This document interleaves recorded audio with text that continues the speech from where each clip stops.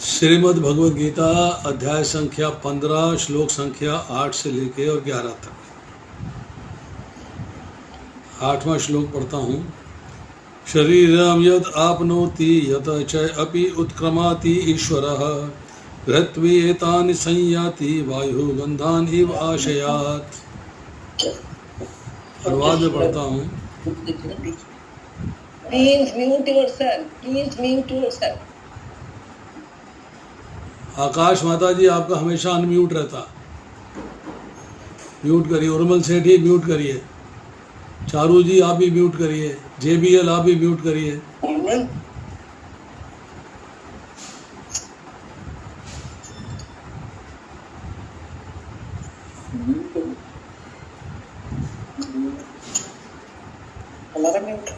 इस संसार में जीव अपनी देहात्म बुद्धि को एक शरीर से दूसरे शरीर में उसी तरह ले जाता है जिस तरह वायु सुगंधी को ले जाता है।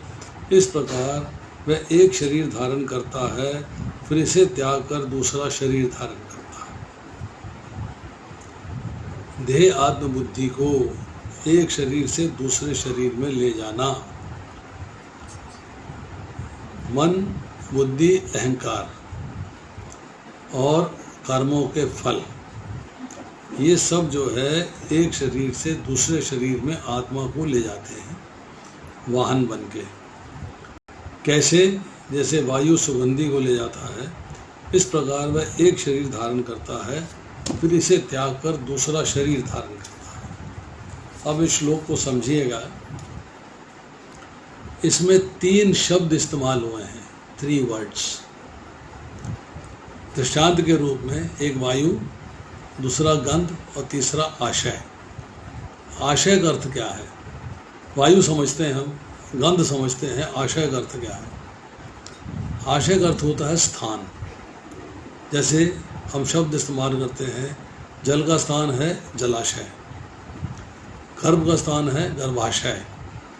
इसी तरह यहाँ आशय का अर्थ है स्थूल शरीर। अब जीव इन 6 इंद्रियों को आकर्षित करके क्या करता है? ये जीव जो इंद्रियों का स्वामी है, अपने को ईश्वर मानता है और शरीर को स्वीकार करता है। ईश्वर है नहीं, ईश्वर मीन्स नियंता, कंट्रोलर। वह शरीर को स्वीकार कर लेता है। जीव ने शरीर को स्वीकार किया है और इस शरीर में कुछ साल, कुछ पल, कुछ दिन, कुछ महीने, कुछ साल तक रहता है। अब उसने शरीर को छोड़ा है तो वह सूक्ष्म इंद्रियों के साथ सूक्ष्म शरीर और सूक्ष्म इंद्रियां, ये सब चली जाती हैं। तो इंद्रियां भी सूक्ष्म हो जाती हैं, वो भी साथ चली जाती हैं। अब दूसरी बात, इस तरह जीव एक शरीर से दूसरे शरीर में घूमता रहता है। कैसे? जैसे वायु, हवा, फूल की कली की सुगंध एक स्थान से दूसरे स्थान पर ले जाती है। जीव इंद्रियों को उसी प्रकार ले जाता है जैसे वायु आशयात अर्थात मलय चंदन या फूल से सुगंधी ग्रहण करके एक स्थान से दूसरे स्थान पर चली जाती है। वायु गंध ले जाती है, फूल पीछे पड़ा रहता है, स्थूल शरीर पीछे पड़ा रहता है, सूक्ष्म इंद्रियां, सूक्ष्म शरीर और कर्म फल ये साथ चले जाते हैं। सो आत्मा स्थूल शरीर के साथ नहीं रहती फिर, क्योंकि उसने स्थूल शरीर को छोड़ दिया है। वो सूक्ष्म शरीर जो है उस आत्मा को साथ ले जाता है। अब शरीर तो छूट गया, पर जीव जो है वो शरीर को छोड़ना नहीं चाहता। तो क्या होता है? एक शरीर छोड़ के दूसरा शरीर धारण करता है, क्योंकि उसका शरीर के साथ जो अट्रैक्शन था, जो आकर्षण था, वो उसने नहीं छोड़ा। तो एक शरीर छोड़ के दूसरा शरीर धारण करता है। वायु अपने आप में सुगंधित नहीं होती, ना दुर्गंधित होती है। वायु सुगंध को धारण करती है, दुर्गंध को धारण करती है, वहन करती है, कैरीज कि सुगंधित फूलों से सुगंध कैरी करेगी, दुर्गंधित मल स्थान से दुर्गंध को कैरी करेगी। वायु में अपने में, वायु के अपने में ना सुगंध है ना दुर्गंध है, कुछ भी नहीं है। उसके अपने में सुगंध भी नहीं है, दुर्गंध भी नहीं है, बस वो सुगंध के स्थान से सुगंध को कैरी करती है और दुर्गंध के स्थान से दुर्गंध को कैरी करती है। इसी तरीके से आत्मा अर्थात जीव मन एवं इंद्रियों के जाल में जकड़ा है, परंतु है इनसे अलग। आत्मा इंद्रियां नहीं है, आत्मा मन नहीं है, आत्मा बुद्धि नहीं है, आत्मा अहंकार नहीं है, आत्मा अलग है। मन बुद्धि अहंकार सूक्ष्म इंद्रियां और कर्म फल उससे अलग है। तो गुणों में भी अलग है, स्वरूप में भी अलग है। चाहे सत्व गुण का सुगंधित या तमोगुण का दुर्गंधित वातावरण में रहे, वो है उससे अलग। अब प्रभुपाद जी परपट में क्या लिखते हैं, यहाँ पर जीव को ईश्वर अर्थात शरीर का नियामक कहा गया है। प्लीज अपना प्रफुल्लता जी ऑडियो ऑफ कर लीजिए।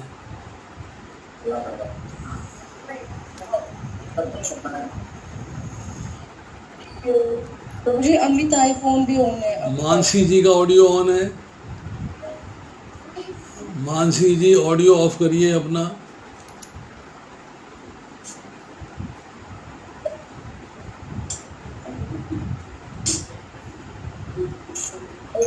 प्रफुल्लता जी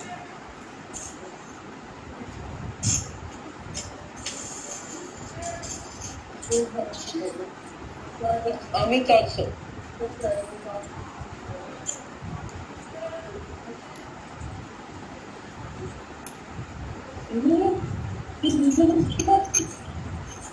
ज्योति शर्मा ऑडियो ऑफ।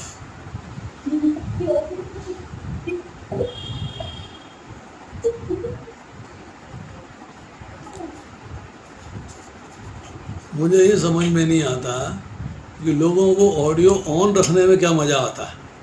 ये ज़्यादा सुनाई देता क्या, या ज़्यादा स्पष्टता से सुनाई देता है, अच्छा सुनाई देता है। बहुत डिस्टर्बेंस हो रहा है अभी।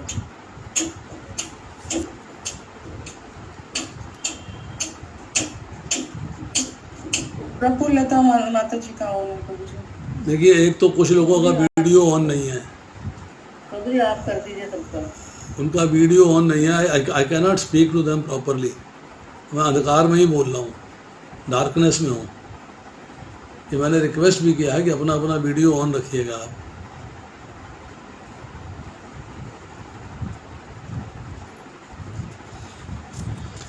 यहाँ पर जीव को ईश्वर अर्थात अपने शरीर का नियामक कहा गया है। यदि वह चाहे तो शरीर को त्याग कर उच्चतर योनि में जा सकता है और चाहे तो निम्न योनि में जा सकता है। इस विषय में उसे थोड़ी स्वतंत्रता प्राप्त है। शरीर में जो परिवर्तन होता है वह उस पर निर्भर करता है कि मृत्यु के समय जैसी चेतना बनाए रखता है वही उसे दूसरे शरीर तक ले जाती है। यदि वह कुत्ते या बिल्ली जैसी चेतना बनाता है उसे कुत्ते या बिल्ली का शरीर प्राप्त होता है। यदि वह अपनी चेतना दैवी गुणों में स्थित करता है तो देवता का स्वरूप प्राप्त होता है। यदि वह कृष्ण भावनामृत में होता है वह आध्यात्मिक जगत में कृष्ण लोक को जाता है जहाँ उसका सानिध्य कृष्ण के साथ होता है। इतना पॉइंट समझ लीजिएगा, ये बड़ी क्लियर अंडरस्टैंडिंग चाहिए इसके लिए। इंडिपेंडेंस ऑफ फ्री विल आपके पास है। कर्म कैसे करने हैं चॉइस आपके पास है। कर्म फल कैसे प्राप्त करने हैं भोगने के लिए चॉइस आपके पास है। अगर आप कर्म फल प्राप्त करते हैं तो आपने पुण्य कर्म किए हैं, अति मात्रा में पुण्य कर्म किए हैं तो आप उच्च योनि में चले जाएंगे, और पाप कर्म किए हैं तो निम्न योनि में आ जाएंगे। चॉइस आपकी है, चॉइस जीव की है कैसे कर्म करता है। दूसरी बात जो भगवान ने कहा, यम यम वापी स्वर्ण भावा, मृत्यु के समय अंतिम समय में जैसी चेतना होती है उसी रूप को उसी स्वभाव को प्राप्त होता है। जैसे भरत महाराज के अंदर छौना अर्थात जो हिरण का बच्चा था उसकी चेतना थी। अंतिम समय में उसका स्मरण आया तो उनको हिरण के बच्चे का रूप धारण करना पड़ा। इसी तरह अगर आप कुत्ते बिल्ली का या मकान का या घर का जो जैसे मतलब किसी बच्चे का किसी संतान का स्मरण करोगे तो आपको वैसा ही रूप प्राप्त होगा। और आप जो है अगर अपने कर्म करते हो कृष्ण भावनामृत में और कृष्ण भावनामृत में कृष्ण का ही स्मरण करते हो तो आप कृष्ण लोक हो जाते हो। आगे कहते हैं ये दावा मिथ्या है कि इस शरीर के नाश होने पर सब कुछ समाप्त हो जाता है। This is absolutely wrong. आत्मा एक शरीर से दूसरे शरीर में देहांतरण करता है और वर्तमान शरीर तथा वर्तमान कार्यकलाप ही अगले शरीर का आधार बनते हैं, क्योंकि वर्तमान शरीर के साथ वर्तमान कार्यकलाप के साथ जो आपने कर्मफल जनरेट किए हैं वही कर्मफल आपको अगला शरीर दिलवाएंगे। कर्म के अनुसार भिन्न शरीर प्राप्त होता है और समय आने पर यह शरीर त्यागना होता है। यहाँ यह कहा गया है कि सूक्ष्म शरीर जो अगले शरीर का बीज वहन करता है, मतलब आत्मा को वहन करता है, लेके जाता है, अगले जीवन में दूसरा शरीर निर्माण करता है, मतलब उससे दूसरे शरीर का निर्माण होता है। एक शरीर से दूसरे शरीर में देहांतरण की प्रक्रिया तथा शरीर में रहते हुए संघर्ष करने को कर्षति अर्थात जीवन संघर्ष कहते हैं। You are fighting in this world, आप इसमें संघर्ष कर रहे हो। अब आते हैं श्लोक संख्या 9। श्रोत्रम चक्षुः स्पर्शनम च रसनम घ्राणम चैव च अधिष्ठाय मना च अयम विषयान उपसेवते। इस प्रकार एक स्थूल शरीर धारण करके जीव विशेष प्रकार का कान, आँख, जीभ, नाक तथा त्वचा प्राप्त करता है जो मन के चारों ओर संपूजित हैं। इस प्रकार वह इंद्र विषयों के एक विशिष्ट समुच्चय का भोग करता है। मतलब अब उसे दोबारा से शरीर प्राप्त हो गया। मन भौतिक संसार के जो चीज़ें हैं, भौतिक सृष्टि से जो स्थूल शरीर मिलना है, पृथ्वी, जल, अग्नि, वायु, आकाश, वो उसे भौतिक सृष्टि से प्राप्त हो जाता है। और सूक्ष्म शरीर जीव साथ लेके आया है, वो शरीर में प्रवेश हो जाता है और शरीर पूर्ण हो जाता है। उसमें होते हैं कर्म फल और सूक्ष्म इंद्रियां। इंद्रियां जो है सूक्ष्म से स्थूल हो जाती हैं और कर्म फल जो हैं उसके अनुसार ब्रह्मा जी उनको एक नया शरीर अलाउ कर देते हैं। यस, आपको इस प्रकार की बॉडी मिलेगी, इस प्रकार का शरीर मिलेगा। तो इसमें जो है इसके परपट में प्रभुपाद लिखते हैं, दूसरे शब्दों में यदि जीव अपनी चेतना को कुत्तों तथा बिल्लियों के गुणों जैसा बना देता है तो उसे अगले जन्म में कुत्ते या बिल्ली का शरीर प्राप्त होता है जिसका वह भोग करता है। चेतना मूलतः जल के समान विमल होती है। It is pure, consciousness is pure. लेकिन यदि हम जल में रंग मिला देते हैं तो उसका रंग बदल जाता है। इसी प्रकार चेतना भी शुद्ध है क्योंकि आत्मा शुद्ध है, लेकिन भौतिक गुणों की संगति के अनुसार चेतना बदलती जाती है। वास्तविक चेतना तो कृष्ण भावनामृत है। अतः जब कोई कृष्ण भावनामृत में स्थित होता है तो वह शुद्धतर जीवन बिताता है। लेकिन यदि उसकी चेतना किसी भौतिक प्रवृत्ति से मिश्रित हो जाती है तो अगले जीवन में उसे वैसा ही शरीर मिलता है। यह आवश्यक नहीं है उसे पुनः मनुष्य शरीर प्राप्त हो या कुत्ता, बिल्ली, शूकर, देवता 84 लाख योनियों में कोई भी रूप धारण कर सकता है। मतलब भौतिक संसार के वस्तुओं के प्रति जो आकर्षण होता है उसकी अपनी चेतना में मल आ जाता है। विमल नहीं रहती, फिर मलदायक हो जाता है, मल आ जाता है उसके अंदर। जब मल आ जाता है, विमलता समाप्त हो जाती है, निर्मलता समाप्त हो जाती है, जब वो मल के साथ जो है विकृत हो जाती है तो उसी के अनुसार भाव बदल जाते हैं, उसी के अनुसार स्मरण बदल जाता है, उसी के अनुसार शब्द बदल जाते हैं, उसी के अनुसार जब भाव बदलता है तो उसको जब अगले जन्म के अंदर आवश्यक नहीं है कि उसको वैसा ही शरीर प्राप्त हो। अब प्रश्न ये है कि ये सूक्ष्म शरीर, सूक्ष्म इंद्रियां और आत्मा ये शरीर में जाकर शरीर धारण करके क्या करता है? शरीर धारण कर लिया, अब शरीर धारण करके ये क्या करता है, दिस पार्ट इज इम्पोर्टेंट। यहाँ पर जो एक शब्द इस्तेमाल हुआ है अधिष्ठाय, अधिष्ठाय का अर्थ है कान, आँख, त्वचा, जिह्वा, नासिका, मन, पांचों कर्मेंद्रियां और प्राणों का आश्रय लेकर ये जीव विषयों का भोग करता है, विषयों को एंजॉय करता है। शब्द, रूप, स्पर्श, रस एवं गंध आदि विषयों का भोग करता है इंद्रियों एवं मन के द्वारा। च शब्द होता है कि कर्मेंद्रिय का वाचक है एवं प्राणों का भी वाचक है। प्राणों में प्राण, उपान, अदान, ध्यान, ध्यान, समान बहुत सारे प्राण, 10 प्राण होते हैं, उनकी चर्चा हो रही है, उसकी चर्चा हम कर चुके हैं, आज उसकी बात नहीं करेंगे। जीव ज्ञानेंद्रिय के अतिरिक्त कर्मेंद्रिय एवं प्राणों तथा मन का आश्रय ग्रहण करता है, उनके सपोर्ट में रहता है। ज्ञानेंद्रिय के सपोर्ट में है, कर्मेंद्रिय के सपोर्ट में है, प्राणों के सपोर्ट में है। अब जीवात्मा जो है उसको मन के बिना सुख दुख नहीं मिलता, इसलिए यहाँ मन को अधिष्ठित करने की बात कही गई है। जीवात्मा मन का आश्रय लेकर इंद्रियों के द्वारा विषयों का सेवन करता है। After taking shelter of his mind and desires, obtaining his next body and senses, the living entity begins to exploit his specifically allotted sense objects. अब वो एंजॉय कर रहा है अपने सेंस ऑब्जेक्ट से। अब देखिए, श्रोत्रम, श्रोत्रम का मतलब है अनुकूल शब्द सुने या प्रतिकूल शब्द सुने, परंतु मन पर तो असर पड़ेगा, मन पे तो इफेक्ट आएगा, पर आत्मा पे इफेक्ट नहीं आएगा, क्योंकि आत्मा मन से परे है।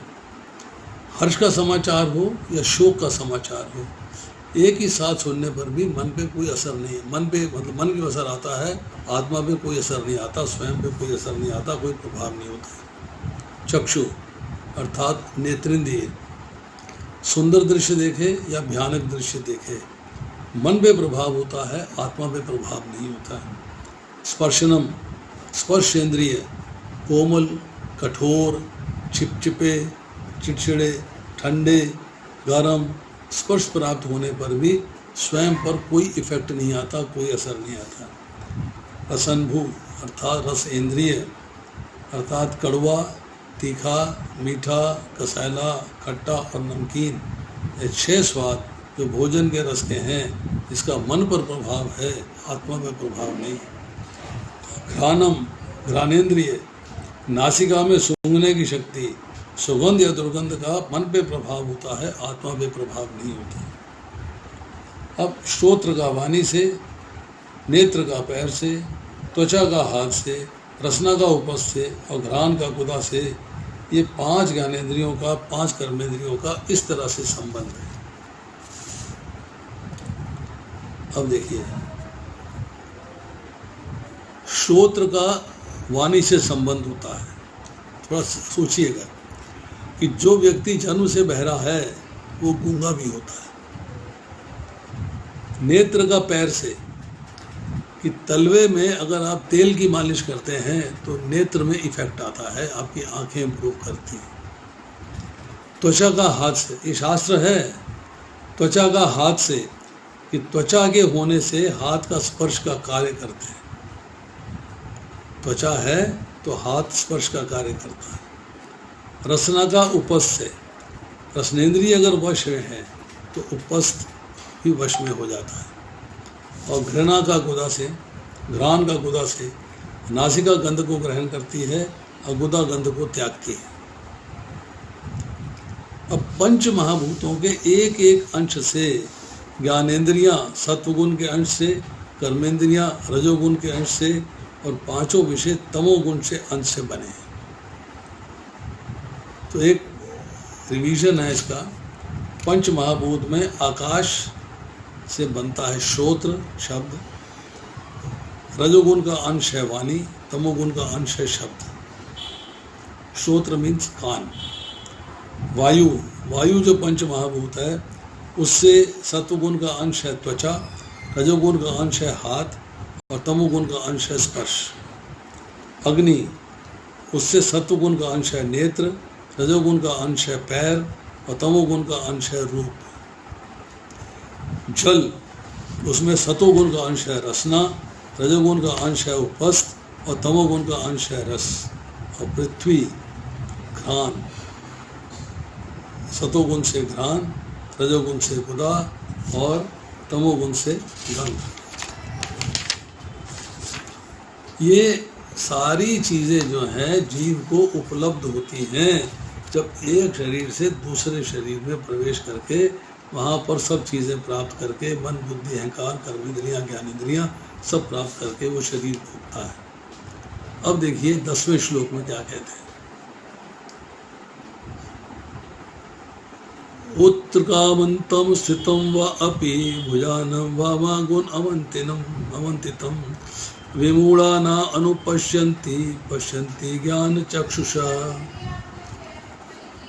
प्रभुपाद अनुवाद में लिखते हैं, मूर्ख तो न तो समझ पाते हैं कि जीव अपना शरीर त्याग सकता है, ना ही वे समझ पाते हैं कि प्रकृति के गुणों के अधीन किस तरह के शरीर का भोग करता है। लेकिन जिसकी आंखें ज्ञान में प्रशिक्षित होती हैं वे ये सब देख सकते हैं। यहाँ पे तात्पर्य में जब पढ़ेंगे तो बातें जो है थोड़ी समझ में आ जाएंगी। ज्ञान चक्षुषः शब्द अत्यंत महत्वपूर्ण है। बिना ज्ञान के कोई ना तो ये समझ सकता है कि जीव इस शरीर को किस प्रकार त्यागता है और ना ही है कि अगले जीवन में कैसा शरीर धारण करने जा रहा है, अथवा ये कि वे विशेष प्रकार के शरीर में क्यों रह रहा है। इसके लिए पर्याप्त ज्ञान की आवश्यकता होती है। You have to have knowledge. बिना नॉलेज के आप नहीं कर सकते। जिसे प्रमाणिक गुरु से भगवद गीता तथा अन्य ऐसे ग्रंथों को सुनकर समझा जा सकता है। जो इन बातों को समझने के लिए प्रशिक्षित हैं वे भाग्यशाली हैं। प्रत्येक जीव किन्हीं परिस्थितियों में शरीर त्यागता है, जीवित रहता है और प्रकृति के अधीन होकर भोग करता है। फलस्वरूप इंद्रिय भोग के भ्रम में नाना प्रकार के सुख दुख सहता रहता है। ऐसा व्यक्ति जो काम और इच्छा के कारण निरंतर मुक्त बनते रहते हैं, वो अपने शरीर परिवर्तन या विशेष शरीर में अपने वास को समझने की सारी शक्ति खो बैठते हैं। वह इसे नहीं समझ सकते। ये बात क्लियरली कही जा रही है कि आपको ज्ञान होना चाहिए। जब आपको ज्ञान होगा तब आप जो है प्रॉपरली बात को समझ पाएंगे। भगवद गीता सुनिए प्रमाणिक गुरु से, प्रमाणिक परंपरा से, तो आप जो है भाग्यशाली हैं कि आप इन बातों को समझ पाएंगे। अब पॉइंट इम्पॉर्टेंट क्या है, प्रत्येक जीव किन्हीं परिस्थितियों में शरीर त्यागता है, जीवित रहता है और प्रकृति के अधीन होकर भोग करता है। डिजीज़ आ गई, बीमारी आ गई, एक्सीडेंट हो गया, ओल्ड एज आ गई, आहिस्ता आहिस्ता समस्या आ रही है, शरीर समाप्त हो रहा है, तो आप जो है उन परिस्थितियों में शरीर को त्यागते हैं। और ये सारा प्रकृति के अधीन है और कंट्रोल भगवान कर रहे हैं। अब इंद्रिय भोग के भ्रम में नाना प्रकार के सुख दुख सहता रहता है। अब ऐसा व्यक्ति जो कामना तथा इच्छा के कारण हमेशा मूर्ख बना रहता है, अपने शरीर परिवर्तन तथा विशेष शरीर में अपने वास को समझने की शक्ति खो बैठता है। उसे नहीं रहता है कि मुझे ये शरीर क्यों प्राप्त हुआ है, why did I get this material body, उसे नहीं समझ में आती, उसे प्राप्त नहीं होता ज्ञान। किंतु जिन्हें आध्यात्मिक ज्ञान हो चुका है वे देखते हैं कि आत्मा शरीर से भिन्न है, ये अपना शरीर बदलकर विभिन्न प्रकार से भोगता है। ऐसे ज्ञान से युक्त व्यक्ति समझ सकता है इस संसार में बद्ध जीव किस प्रकार कष्ट भोग रहे हैं। उसे पता है कि दुखाल्यम अशाश्वतम, इस संसार दुखों से पूर्ण है और व्यक्ति जो है किस प्रकार अपने शरीर को एंजॉय कर रहा है, भोग रहा है, ये बात उसे समझ में आती है। He understands this. Now, अतएव जो लोग कृष्ण भावनामृत में अत्यधिक आगे बढ़े हुए हैं वे इस ज्ञान को सामान्य लोगों तक पहुंचाने में प्रयत्नशील रहते हैं. This is called preaching. You are advanced. हाँ, ये पॉइंट जो इसमें इम्पोर्टेंट है उसको नोट करने वाली है कि जो लोग कृष्ण भावनामृत में अत्यधिक आगे बढ़े हुए हैं, it's not that everybody you are a neophyte and start preaching. अब नए नए आए और प्रीच करना शुरू कर दिया, वो नहीं चलेगा. आप एडवांस हो चुके हैं, आपको ज्ञान हो चुका है, आपने परंपरा से सुना है, आपने सारी बातों को समझा है. जैसे हम प्रीचिंग करते हैं तो नोट्स बनाते हैं, नोट्स बना के लिखते हैं कि भैया इसमें क्या निष्कर्ष है. तो उससे दूसरे शास्त्र खोलते हैं, उनसे भी पढ़ते हैं, उपनिषद पढ़ते हैं, पुराण पढ़ते हैं, उनसे भी पढ़ते हैं. यस, इसमें ये एक्सप्लेन किया हुआ है, इसको ऐसे समझना चाहिए. भागवतम खोलते हैं, उद्धव गीता खोलते हैं, उसको समझते हैं, इसमें क्या लिखा है इसको समझना चाहिए. तो ज्ञान को दूसरों तक पहुंचाना, इसमें आप प्रयत्न कर रहे हैं क्योंकि उनका बद्ध जीवन अत्यंत कष्टप्रद है. आपको समझ में आ गया आपका जीवन कष्टप्रद था, तो आपने उसको इम्प्रूव करने की कोशिश करी. पर जो दूसरे का जीवन कष्टप्रद है उसको भी आप जो है प्रयत्न करते हो वो भी कष्टों से मुक्ति पाए. उन्हें इसमें से निकलकर कृष्ण भावनामृत होकर आध्यात्मिक लोक में जाने के लिए अपने को मुक्त करना चाहिए. अब देखिए, इसको समराइज करते हैं.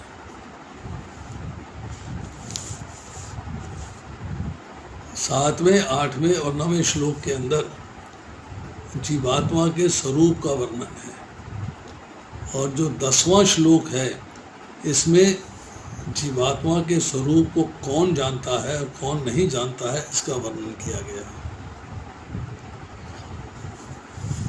हालांकि आत्मा शरीर छोड़ती है और शरीर में ही रहती है और शरीर में रहते हुए विषय भोगों का आनंद लेती है. इंद्रियों के द्वारा सुख दुख और उसके मोह से ग्रस्त रहती है. कभी सुख आता है, कभी दुख आता है, इससे मोह से ग्रस्त रहती है. परंतु इसको विमूढ़ा लेकिन शब्द इस्तेमाल हुआ है, इसको विमूढ़ मूर्ख जो होते हैं नहीं समझ पाते, क्योंकि गुणों के प्रभाव में हैं. उनकी समझ जो है इससे गुणों के प्रभाव से ढकी रहती है. जो व्यक्ति अविवेकी है, जिसको ज्ञान नहीं है, जिसकी आर्ट ऑफ डिस्क्रिमिनेशन बुद्धि अभी जागृत नहीं हुई है, वो अविवेकी व्यक्ति जो है जीवात्मा की बद्ध अवस्था में देह धारण के देह त्याग करके शरीर में अवस्थिति के समय विषय भोग करते हुए इस तत्व को नहीं जानते कि गुणों के प्रभाव में, कि इस अवस्था में कैसे देह धारण किया है, कैसे देह को त्यागा है, कैसे वो आत्मा देह में अवस्थित थी, प्रेजेंट थी, किस तरह से थी, और विषय भोग करते हुए इस तत्व को नहीं जानते, नहीं समझते बात क्या है. अब जो विवेकी जन है, 1% जो विवेकी व्यक्ति हैं वो जीव की बद्ध अवस्था का अनुभव करते हैं. वो जानते हैं कि जीव बंधन में है, बद्ध अवस्था में है, अतः वह उस बद्ध अवस्था के छूटने के लिए भगवान की शरणागति का अवलंबन करते हैं, शरणागति प्राप्त करते हैं. अब शारीरिक एवं भौतिक सुख को प्राप्त करने की तीव्र इच्छा ने जीव को अपने आध्यात्मिक अस्तित्व के अनुभव को ढक दिया. आध्यात्मिक ज्ञान, भगवान के संबंध सबको ढक दिया है, क्योंकि उसके अंदर शारीरिक आनंद लेने की इच्छा है और भौतिक सुख भोग को प्राप्त करने की तीव्र इच्छा है, वेरी स्ट्रॉन्ग डिजायर. क्वेश्चन है, व्हाट इज द क्योर? इसका उपाय क्या है, इसका इलाज क्या है?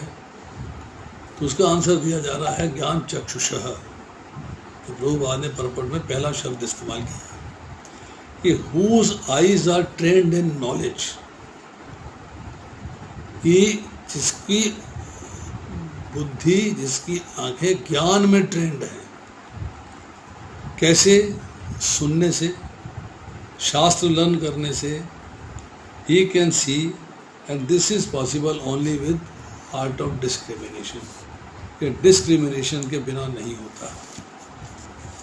अब देखिए, स्थूल शरीर को छोड़ते समय जीव सूक्ष्म शरीर को साथ लेके प्रस्थान करता है। सूक्ष्म इंद्रियां, सूक्ष्म शरीर, ठीक है, कर्म फल लेके प्रस्थान करता है। अब जो शुद्ध चेतन तत्व है, जो कारण शरीर है, वो भी साथ रहता है, और तब कॉन्शियसनेस भी साथ जाती है कि किस कॉन्शियसनेस में ये व्यक्ति था।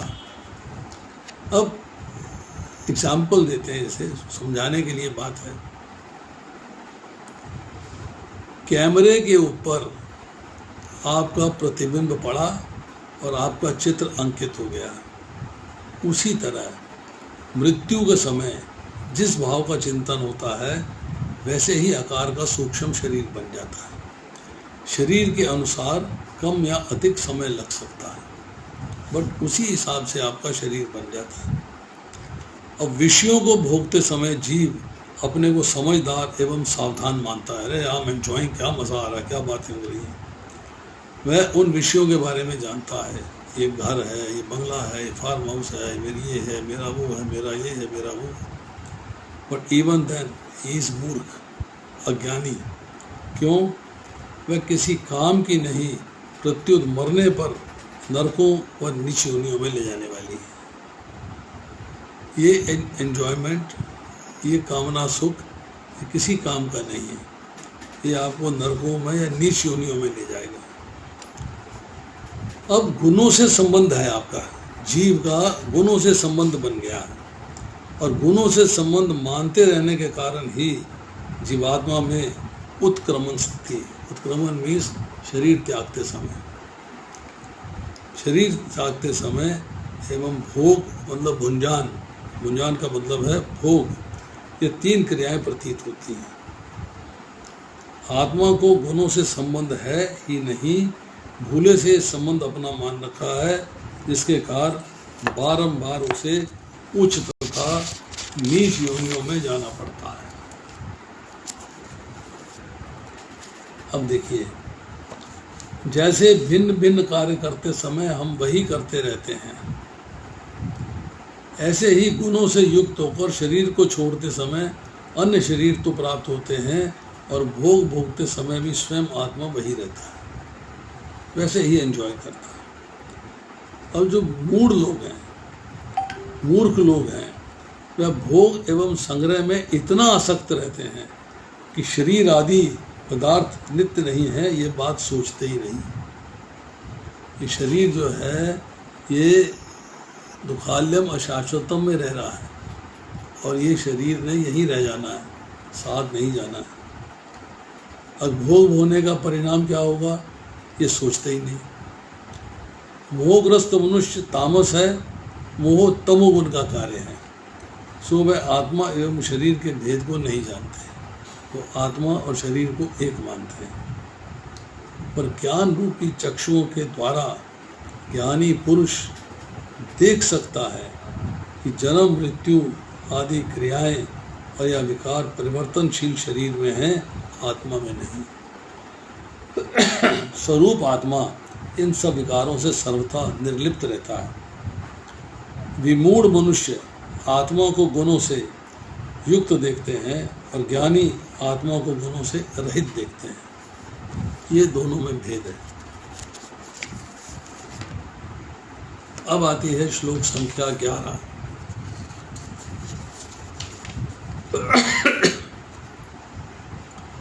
यतन्ता योगिना च एनं पश्यन्ति आत्मनि अवस्थितं, यतन्तः अपि अकृत आत्मनः न एनं पश्यन्ति अचेतसः।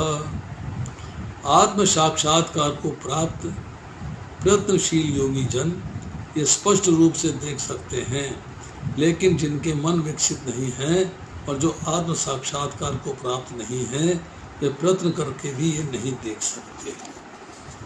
मतलब जो सारा प्रोसेस है उसको समझना ही देखना है, उसको अंडरस्टैंड कर सकते हैं। अब यहाँ जो है रूपबाजी तात्पर्य में लिखते हैं, अनेक योगी आत्म साक्षात्कार के पथ पर होते हैं, लेकिन जो आत्म साक्षात्कार को प्राप्त नहीं है तो ये नहीं देख पाता। देख पाने का मतलब है अंडरस्टैंड कर पाना कि जीव के शरीर में कैसे कैसे परिवर्तन हो रहे हैं। इस प्रसंग में योगिनः शब्द महत्वपूर्ण है। आजकल ऐसे अनेक तथाकथित योगी हैं और योगियों के तथाकथित संगठन हैं, लेकिन आत्म साक्षात्कार के मामले में वे शून्य हैं। वे केवल कुछ आसनों में व्यस्त रहते हैं।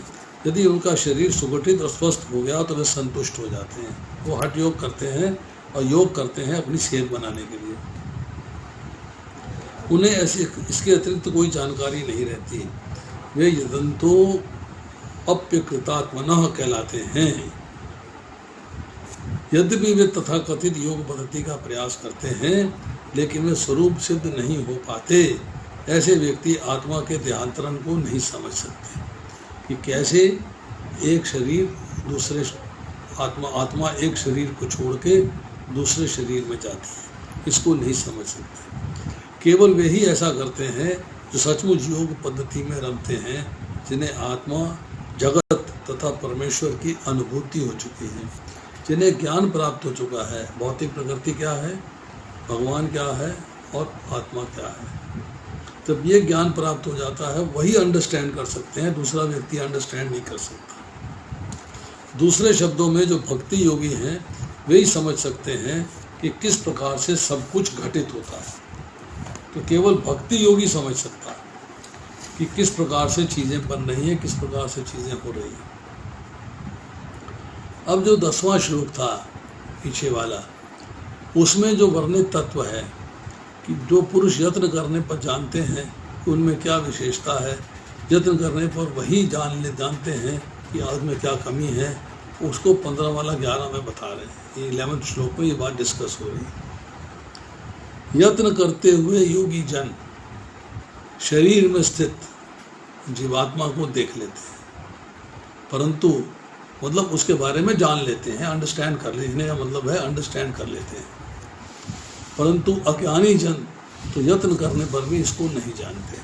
They don't understand. मीन्स इसका मतलब क्या है कि विवेकी पुरुष जो योगी योग कर रहा है, यत्न करने पर अर्थात श्रवण कीर्तन आदि भजन साधन करने पर, शुद्ध चित्त होने पर जीवात्मा के स्वरूप को जान जाते हैं।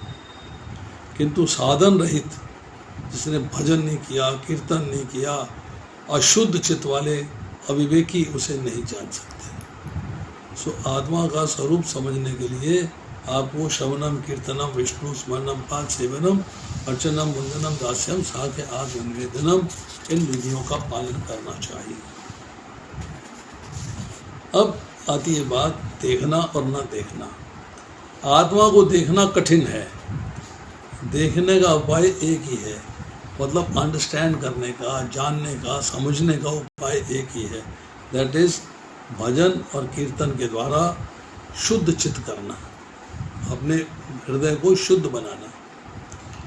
अकृता आत्मना, अशुद्ध चित्त, इम्प्योर हार्ट, अचेतसा, अविवेक, नो डिस्क्रिमिनेटिंग नॉलेज, ये आत्मा को नहीं देख सकते।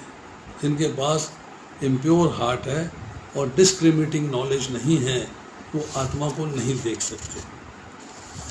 कानों से सुनना, मन से मनन करना, बुद्धि से विचार करना, इतना करने से भी कोई तत्व को नहीं जान पाता। वाई कि इंद्रियां, मन, बुद्धि प्रकृति के कार्य हैं और प्रकृति के साधन द्वारा उस तत्व को कैसे जान सकते हैं जो प्रकृति से परे है। उस तत्व को कैसे जान सकते हैं जो प्रकृति से परे है। अब हाउ टू नो, कैसे जाना जाए, व्हाट इज द प्रोसेस, वो भी पता होना चाहिए। तो पता है प्रकृति से संबंध विच्छेद करना पड़ेगा। अब आपने जिसका आश्रय लिया है उसका त्याग नहीं कर पाते, त्याग नहीं हो सकता। दैट्स वाई हम जो कि प्रकृति का सहारा लिए हुए हैं, भगवान का सहारा नहीं लिए हुए हैं, हम प्रकृति का सहारा लिए हुए हैं, तो उसका त्याग नहीं कर पाते, उसके आकर्षण में अटके रहते हैं। भगवान का सहारा लेंगे तो प्रकृति के सहारा होगा ही नहीं, तो उसका त्याग करने की जरूरत ही नहीं पड़ेगी। अब जो है इसके बाद चैप्टर 15 के 5 श्लोक आएंगे, वो चौथा प्रकरण है। उसमें 15वें से 12वां, 13वां, 14वां, 15वां श्लोक आएगा। वो नेक्स्ट टाइम करेंगे।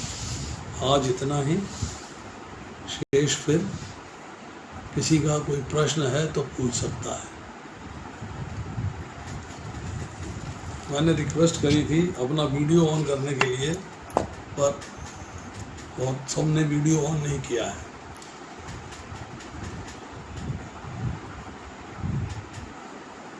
पूजा का वीडियो ऑन नहीं है, JBL का वीडियो ऑन नहीं है, उर्मिल सेठी का वीडियो ऑन नहीं है, दीप्ति आनंद का वीडियो ऑन नहीं है, हरकेश देवी का नहीं है, प्रफुल्ल लता का नहीं है, डॉक्टर उपल ने वीडियो ऑन कर दिया है। यस, चलिए।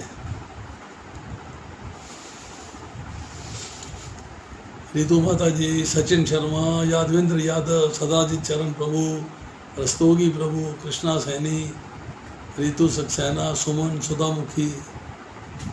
चलिए बताइए आप, किसका प्रश्न है, किसका हाथ खड़ा है? यह संदीप शर्मा का हाथ खड़ा है प्रभु। हरे कृष्ण प्रभु जी, दंडवत प्रणाम। यस प्रभु। प्रभु जी, मेरा प्रश्न है, ये बेसिकली ये आज हमने जो श्लोक पढ़ा है, 9वां श्लोक पढ़ा है, उसके बेसिकली उसमें लिखा है तात्पर्य से पहले जो होता है उसमें लिखा है कि इस प्रकार दूसरा स्थूल शरीर धारण करके जीव एक विशेष प्रकार का कान, ये कान के आगे विशेष क्यों शब्द लगा दिया? विशेष प्रकार का क्या होता है? स्थूल आत्मा दूसरे शरीर में लेती है तो उसमें तो सभी कुछ वैसे ही होता है जैसे हमारे पिछले शरीर में होता है, चाहे वो कान हो, नाक हो, आँख हो, पैर हो, वगैरह वगैरह। विशेष क्यों लगाया है?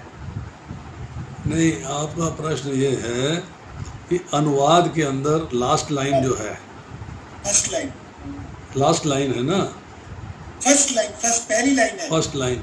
फर्स्ट इस लाइन। प्रकार दूसरा स्थूल शरीर धारण करके जीव विशेष प्रकार का कान, आँख, जीभ, नाक तथा स्पर्श इंद्रिया, त्वचा प्राप्त करता है।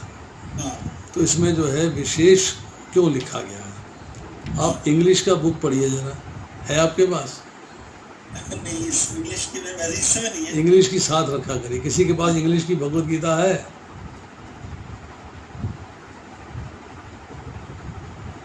Nobody has it. Hare Krishna Prabhu ji. Yes, प्रभु जी, मेरे पास नहीं इंग्लिश की, मैं निकालती हूँ पेज। निकालिए। हरे कृष्णा प्रभु जी। Yes, मुझे कुछ समझ में आ रहा है, मैं बोलूं क्या समझ में आ रहा है मुझे? बताइए। मुझे यह समझ में आ रहा है कि जो विशेष प्रकार की इंद्रियों की बात हो रही है यहाँ पे, तो हमारी अनेक योनियां हैं। हम अभी मनुष्य योनि में हैं, लेकिन पशु योनि में अगर कोई व्यक्ति चला जाता है तो उनकी जो नाक की शक्ति है, श्रवण की शक्ति है, सुनने की शक्ति है, वो विशेष उसके शरीर के अनुसार बदल जाती है। चेतना, उसकी चेतना मान लीजिए बदल गई है, इस शरीर से दूसरे योनि में चला गया वो, तो उसकी शक्तियाँ, इंद्रियों की शक्तियाँ भी बदल जाती हैं। मैं मुझे भी ये विचार आया था, लेकिन मैं कंफर्म करना चाह रहा था। एक सेकंड, जरा इंग्लिश की भगवत गीता पढ़ने दीजिए जरा। माता जी प्रभु जी, इंग्लिश में कौन सा 15वें चैप्टर का कौन सा श्लोक है? 9वां श्लोक। प्रभु जी, इंग्लिश का मैंने खोल लिया ऑनलाइन। इसमें लिखा है the living entity thus taking another gross body obtains a certain type of ear।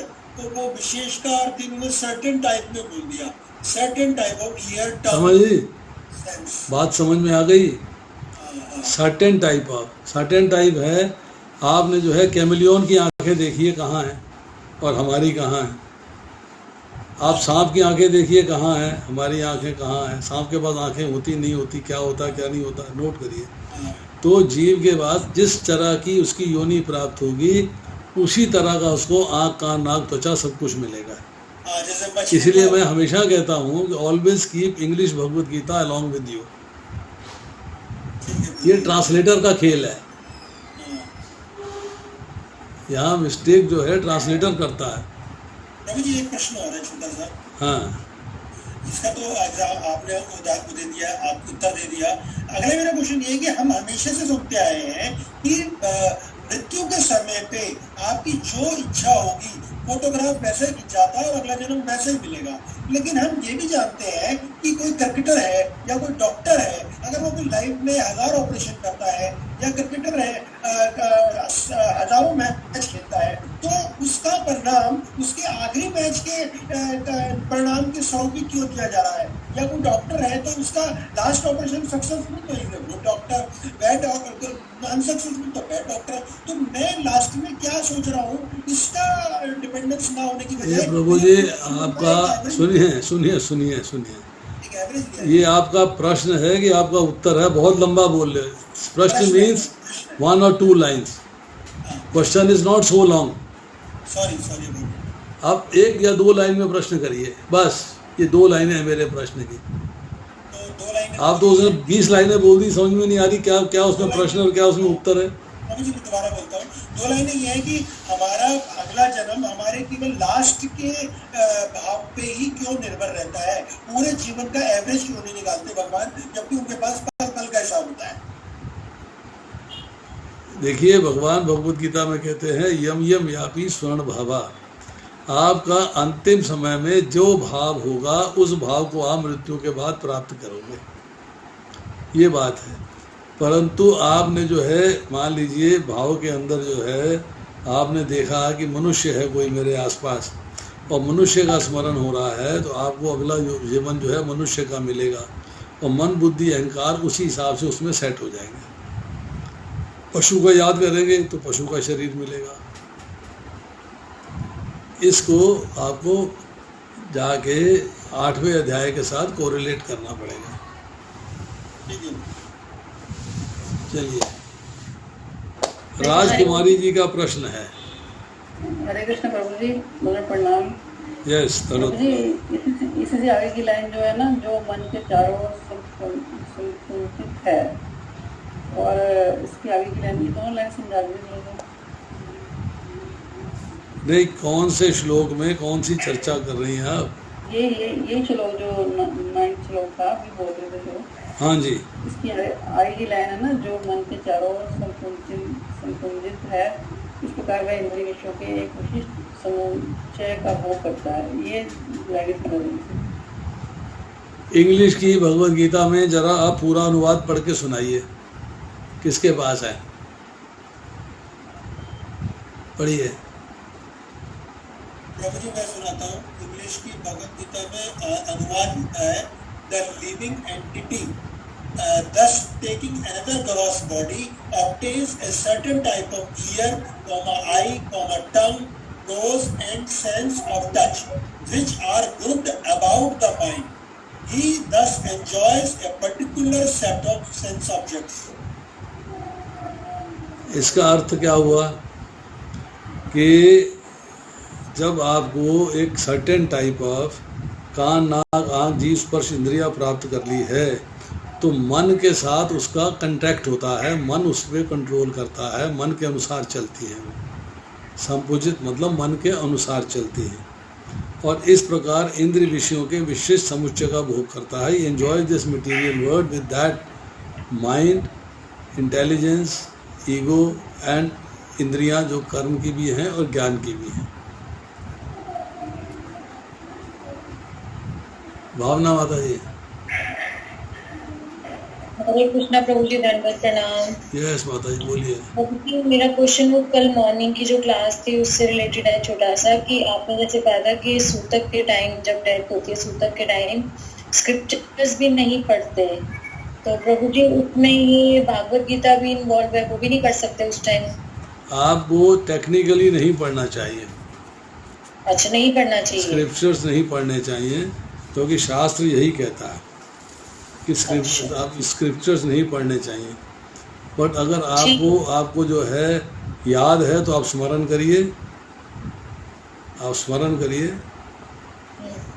पर आप जो है वैसे श्रवण कर सकते हैं, जैसे ऑन करके इसको वो तो कर सकते हैं, श्रवण तो कर सकते हैं। श्रवण कर लीजिए। श्रवण कर। प्रभु जी ये भी बोलते हैं ना कि अगर आत्मा जो है वो तेरा भी जब घर में रहती है, तो अगर गीता का पाठ करते हो तो उनके लिए अच्छा होता है, वो समझ पाते हैं कि जिस मोह में वो फंसे हुए हैं तो वो उस मोह से निकल पाते हैं, इसलिए गीता का पाठ करना चाहिए, ऐसे भी बोलते हैं प्रभु जी। देखिए नॉर्मली जो है लोग कहते हैं कि चौथे से लेके 10वें दिन तक गरुड़ पुराण पढ़ना चाहिए।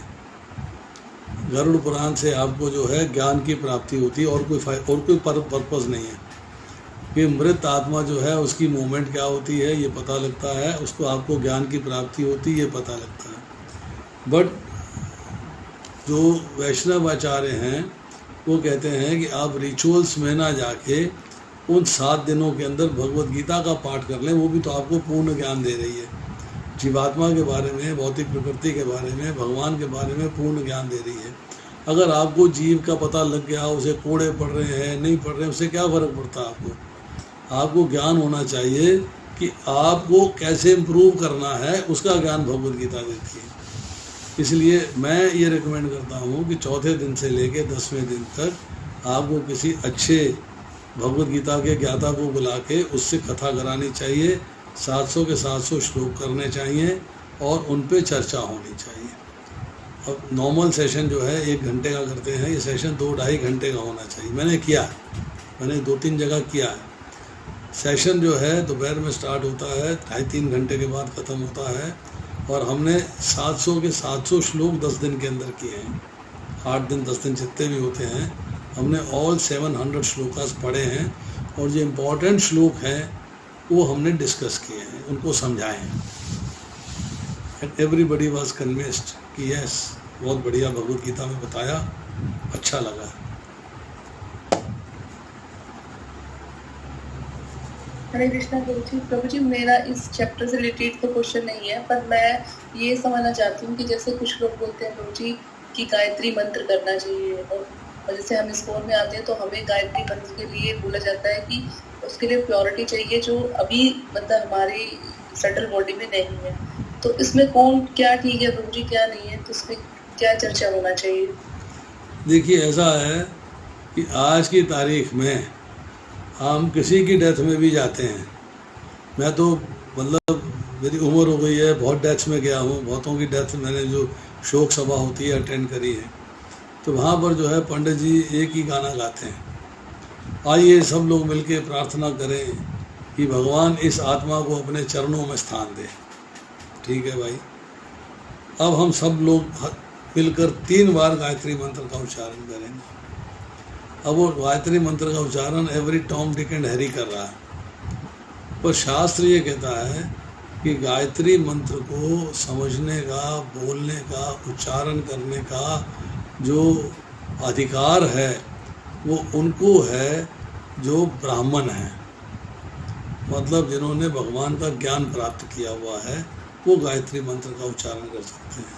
हम जब इस्कॉन में बात करते हैं तो हमारे यहाँ आपको जो है पहले मिलता है दीक्षा, उसमें आपको हरिनाम मंत्र मिलती है, फिर आपको मिलती है ब्राह्मण दीक्षा जिसके अंदर आपको गायत्री मंत्र दिया जाता है। आपको बताया जाता है कि यस नाउ यू कैन, इसको आप उच्चारित कर सकते हो, इसका गायन कर सकते हो।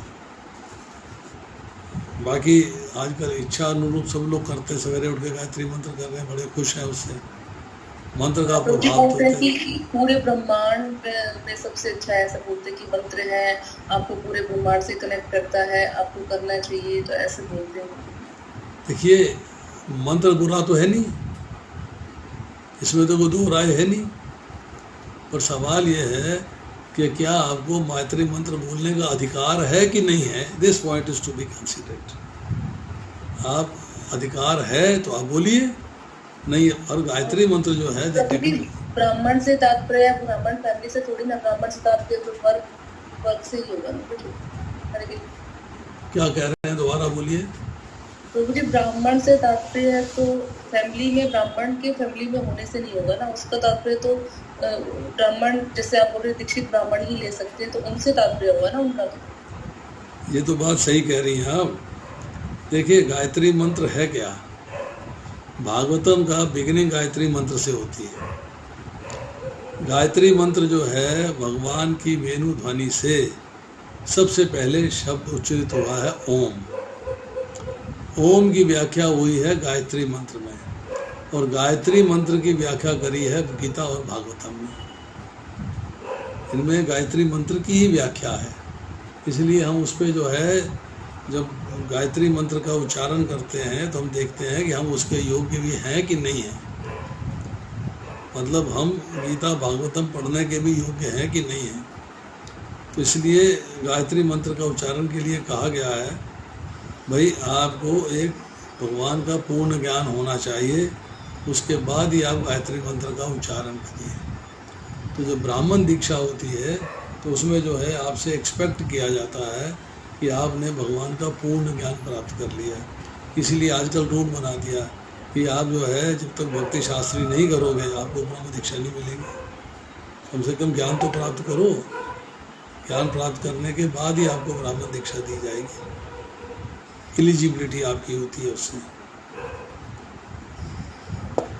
हरे कृष्ण प्रभु जी। प्रभु जी आपको किसी से बुलाती हूँ आज, पहचाने कौन है? हरे कृष्णा प्रभु जी। हरे कृष्णा प्रभु, हरे कृष्णा। धन्यवाद प्रणाम प्रभु जी। माता जी आपका बहुत तारीफ करती हैं प्रभु जी। क्या कहा आपने? आराध्य गौरदास। हाँ बोलिए प्रभु। नमिता माता जी आपके बारे में बहुत बताते रहती हैं कि आप काफी अच्छा लिखते। आज दिखा रहे थे मुझे कि कौन से डेट में आप कौन सा क्लास करेंगे, तो मुझे बहुत अच्छा लगा भगवद गीता। प्रभु जी मेरे को तो कुछ आता नहीं। नहीं प्रभु जी आपको कल आता है। मैं तो जीरो हूँ, जीरो। मैंने एक्सपर्ट 27 साल से कथा कर रहा हूँ, 40 साल से इस्कॉन से जुड़ा हुआ हूँ। 40 साल हो गए मुझे गुरु महाराज के साथ, हिज होलीनेस गोपाल कृष्ण गोस्वामी के साथ, और 27 साल से कथा कर रहा हूँ। कल सवेरे मेरा द्वारका में लेक्चर है, संडे को मेरा पानीपत में लेक्चर है। संडे को पानीपत जाऊँगा, कल सुबह द्वारका जाऊँगा, और बाकी दिन सवेरे शाम जूम पे कुछ ना कुछ बोलता रहता हूँ जो मेरी समझ में आता है। बहुत सिस्टमैटिकली बोलते हैं प्रभु जी। थैंक यू प्रभु जी। हरे कृष्ण। हरे कृष्ण। हरे कृष्ण प्रभु जी। हरे कृष्णा माता जी बोलिए। मैं आराध्य प्रभु जी का हरे कृष्ण बोला। अभी राजकुमारी जी का हाथ खड़ा है, इनके प्रश्न अभी समाप्त नहीं हुए। बोलिए क्या प्रश्न है आपका?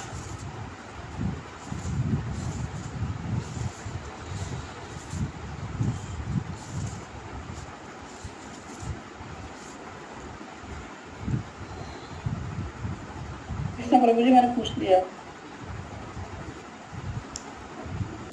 कुछ लोग जो है आज सुबह क्लास में आए थे, भागवतम क्लास में कुछ लोगों ने अटेंड करी थी 7 से लेकर 8 बजे तक वाली क्लास। हाँ जी प्रभु जी बहुत अच्छा क्लास है। प्रभु जी